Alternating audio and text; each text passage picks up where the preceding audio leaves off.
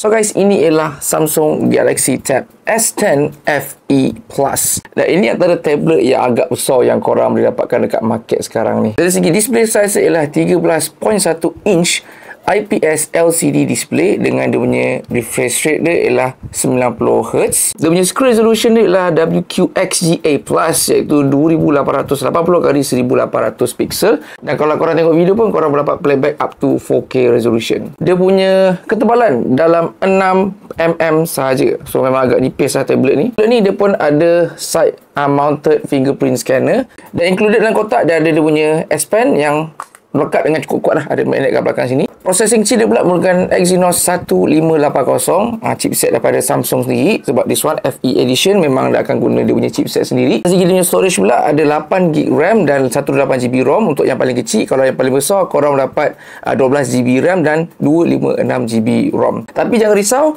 untuk tablet ni actually korang boleh add in SD card yang boleh support up to 2TB. Okay, ini boleh letak korang punya SD card dekat dia punya ni. Berserta korang pun boleh letak korang punya SIM card. Ni kalau korang nak buat call dengan tablet ni pun boleh, tak ada masalah. Dia punya main camera dia ialah 13MP f2.0 dan kalau nak shoot video dapat max 4K at 30fps.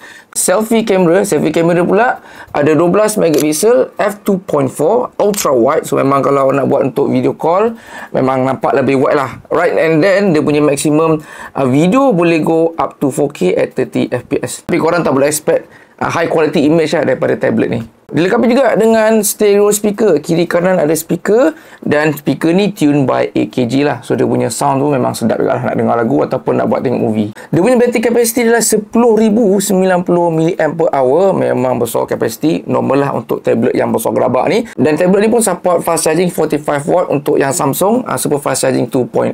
Berserta tablet ni pun ada Samsung DeX. Pada mereka yang dah guna Samsung lama, dia akan display desktop punya style lah. Jadi sekarang tablet ni tengah dalam pre-order. So kalau korang nak pre-order, boleh pre-order sekarang sebab ada banyak benefit lah kalau korang pre-order awal-awal ni.